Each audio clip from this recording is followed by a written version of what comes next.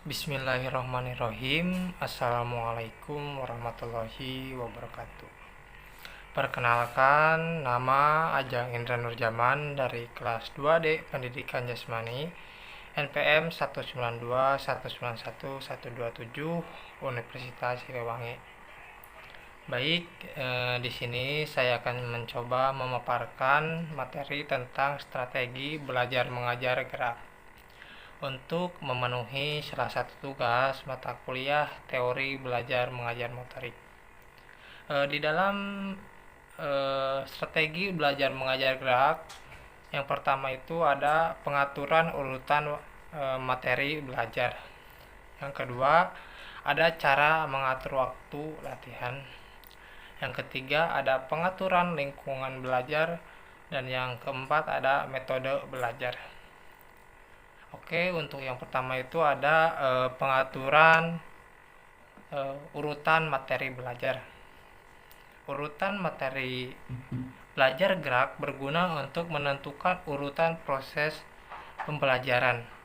Tanpa urutan yang tepat, jika di antara beberapa materi pembelajaran mempunyai hubungan yang bersifat persyaratan, akan menyulitkan peserta didik dalam mempelajarinya.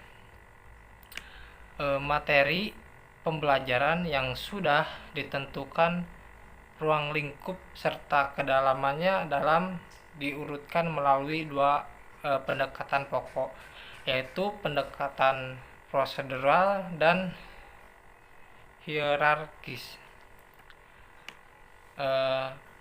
Untuk pendekatan prosedural adalah urutan materi pembelajaran secara prosedural, menggambarkan langkah-langkah secara urut sesuai dengan langkah-langkah melaksanakan suatu tugas.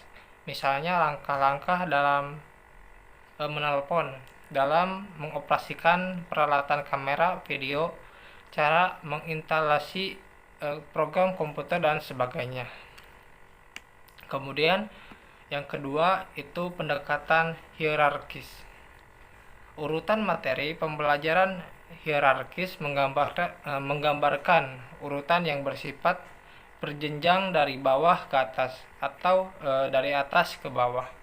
Materi sebelumnya harus dipelajari dahulu sebagai persyaratan untuk mempelajari materi berikutnya. Contohnya dalam pembelajaran hierarkis ini soal cerita tentang perhitungan laba, rugi, dan jual beli. Oke, selanjutnya ada pengaturan waktu latihan. Untuk anak-anak yang melakukan beberapa jenis olahraga yang berbeda, penting bagi orang tua untuk memperhatikan tanda-tanda bahwa mereka terlalu lelah atau cedera saat berolahraga. Jumlah dan jenis aktivitas fisik yang paling tepat untuk anak pada usia ini ada beberapa contoh seperti targetnya paling sedikit 60 menit sehari. Jadi anak-anak usia 6 tahun ke atas harus mendapatkan setidaknya 1 jam aktivitas fisik setiap hari. Aktivitas ini dapat dilakukan di dalam ruangan atau di luar ruangan. Jika ini dianggap terlalu banyak, mungkin bisa dikurangi. Diingat bahwa mereka tidak harus melakukan semuanya sekaligus, bisa bertahap. Jadi tidak harus disekaliguskan, bisa bertahap. Yang kedua itu sertakan 3 jenis latihan. Sama seperti orang dewasa, anak-anak membutuhkan berbagai jenis olahraga untuk tetap sehat seperti contohnya ya gerakan senam, berlari, atau bisa ditambah dengan atletik dan lain sebagainya. Dan yang ketiga itu dari strategi belajar mengajar gerak, pengaturan lingkungan belajar. Lingkungan belajar adalah dunia bermain mereka, baik di dalam kelas atau ruangan maupun di luar ruangan outdoor. Penataan lingkungan belajar merupakan penataan lingkungan fisik baik di dalam maupun di luar ruangan.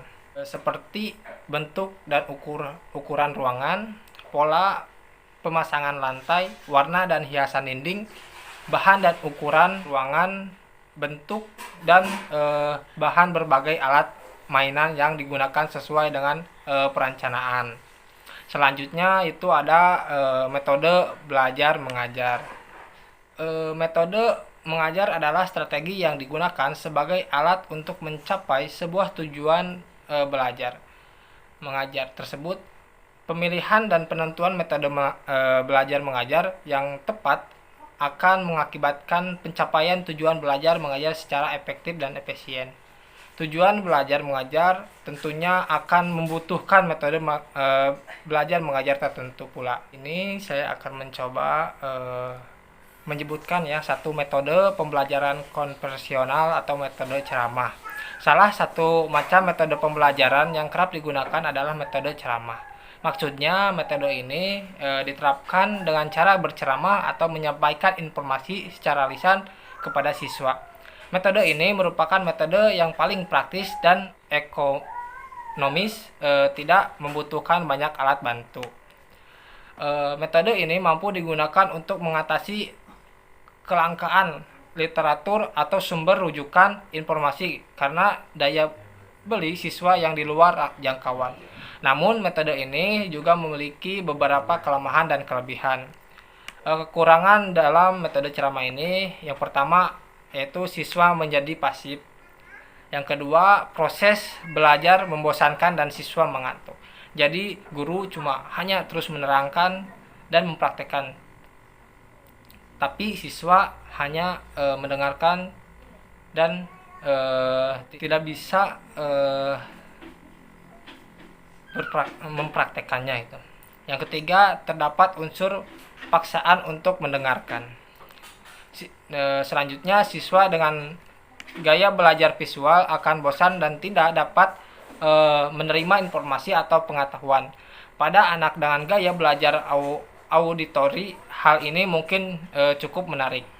Yang selanjutnya, evaluasi proses belajar sulit dikontrol karena tidak ada poin pencapaian yang jelas. Selanjutnya yang terakhir, proses pengajaran menjadi verbalisme atau berfokus pada pengertian kata-kata saja. Yang selanjutnya ada kelebihan metode ceramah. Sementara kelebihan dari metode pembelajaran ceramah antara lain yaitu mendorong siswa untuk menjadi lebih fokus. Guru dapat mengendalikan kelas secara penuh. Yang selanjutnya, guru dapat menyampaikan pelajaran yang luas. Dan yang selanjutnya dapat diikuti oleh jumlah anak didik yang banyak. Dan yang terakhir, mudah dilaksanakan di mana saja, mau di tempat terbuka ataupun tertutup. Sekian pemaparan materi dari saya. Mohon maaf bila ada kesalahan dalam pemaparannya. Wabillahi taufiq wal hidayah. Wassalamualaikum warahmatullahi wabarakatuh.